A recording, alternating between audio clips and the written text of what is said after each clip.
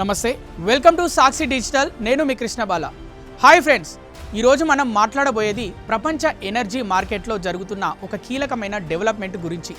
Hormuz జలసంధి Iran blockage వల్ల మూసేసిన నేపథ్యంలో సౌదీ అరేబియా ఒక ఆల్టర్నేటివ్ రూట్ ఆఫర్ చేసింది. కానీ అందులో ఒక పెద్ద సమస్య ఉంది.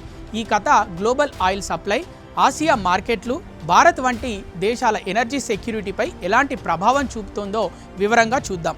అమెరికా ఇజ్రాయెల్ వర్సెస్ ఇరాన్ యుద్ధం 3వ వారంలోకి అడుగుపెట్టింది. ఇరాన్ హర్ముజ్ జలసంధిని పూర్తిగా బ్లాక్ చేసేసింది. ఈ జలసంధి ప్రపంచంలోని 20% క్రూడ్ ఆయిల్, అదే స్థాయిలో ఎల్ఎన్జీ రవాణా చేసే అతి ముఖ్యమైన చోక్ పాయింట్. ఫిబ్రవరిలో ఎస్కలేషన్ ముందు సౌదీ అరేబియా రోజుకు సుమారు 7.2 మిలియన్ బ్యారెల్స్ క్రూడ్ ఎక్స్పోర్ట్ చేసేది. ఎక్కువ భాగం రాస్ తనూరా, జుయామా టెర్మినల్స్ ద్వారా హర్ముజ్ వెంట ఆసియా మార్కెట్లకు వెళ్ళేది. ఇప్పుడు ఈ రూట్ మూసేయడంతో సౌదీ అరేబియా తన బ్యాక్ డోర్ను ఓపెన్ చేసింది. అదే ఈస్ట్ వెస్ట్ పైప్ లైన్. ఇది 1200 కిలోమీటర్ల పైప్ లైన్ అరేబియన్ పెనిన్సులా అంతటా క్రూడ్ను రెడ్ సీ పోర్ట్ యాన్బూ వరకు తీసుకెళ్తుంది.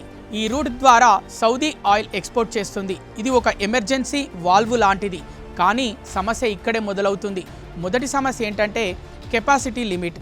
ఈ పైప్లైన్ థియరిటికల్గా రోజుకు 5 మిలియన్ బ్యారెల్స్ వరకు ట్రాన్స్పోర్ట్ చేయగలదు. కానీ యాన్బూ పోర్టులో ప్రాసెసింగ్, లోడింగ్ కెపాసిటీ చాలా తక్కువ. అంటే పూర్తిగా ఉపయోగించిన 7.2 మిలియన్ బ్యారెల్స్ను రీప్లేస్ చేయలేదు. ఇది ఒక simple arithmetic problem. Front door మూసివేస్తే బ్యాక్ డోర్ చిన్నది. ఇక రెండో సమస్య ఏంటంటే లాజిస్టికల్ ఇన్ఎఫిషియన్సీ. యాన్బూ నుంచి ట్యాంకర్లు ఆసియా మార్కెట్లకు వెళ్ళాలంటే హర్ముజ్ ద్వారా వెళ్ళే దానికంటే చాలా ఎక్కువ దూరం ప్రయాణించాలి. ఇది షిప్పింగ్ టైం పెంచుతుంది, ఆపరేషనల్ కాస్ట్ పెంచుతుంది. ఇప్పటికే గ్లోబల్ సప్లై చైన్ షార్టేజ్లతో బాధపడుతుంది. ఈ ఎక్స్ట్రా ఖర్చు మరింత ఒత్తిడి తెస్తుంది. ఈ పరిణామాలు ఇప్పటికే మార్కెట్లో కనిపిస్తున్నాయి. చైనా సినోపిక్ రిఫైనింగ్ యాక్టివిటీ 10% తగ్గించింది. జపాన్ తన నేషనల్ స్ట్రాటజిక్ రిజర్వ్ను ఉపయోగించడం మొదలుపెట్టింది. యూరప్ రిఫైనర్లు కూడా తక్కువ వాల్యూమ్స్తో బాధపడుతున్నాయి. ఆయిల్ ధరలు ఇప్పటికే పెరిగి ఉన్నాయి.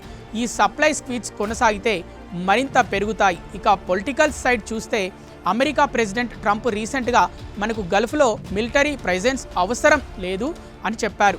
అమెరికా ఎనర్జీ ఇండిపెండెన్స్ ఉందని, రీజనల్ అలైస్ తమ వాటర్స్ సెల్ఫ్ ప్యాట్రోల్ చేయాలని డిమాండ్ చేశారు. ఇది మిడిల్ ఈస్ట్ సెక్యూరిటీ పాలసీలో పెద్ద షిఫ్ట్ సిగ్నల్. సౌదీ, యుఏఈ వంటి దేశాలు హై అలర్ట్లో ఉన్నాయి. సారాంశంగా చెప్పాలంటే యాన్బూ రూట్ ఒక విటల్ ఎమర్జెన్సీ ఆప్షన్, కానీ హర్ముజ్కు పూర్తి రీప్లేస్మెంట్ కాదు.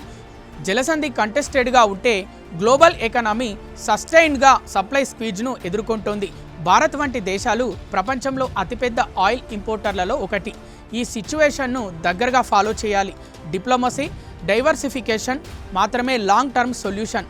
మీరు ఏమనుకుంటున్నారు? ఈ క్రైసిస్ త్వరలో ముగుస్తుందా లేదా ఎనర్జీ ధరలు మరింత పెరుగుతాయా? కామెంట్స్లో చెప్పండి.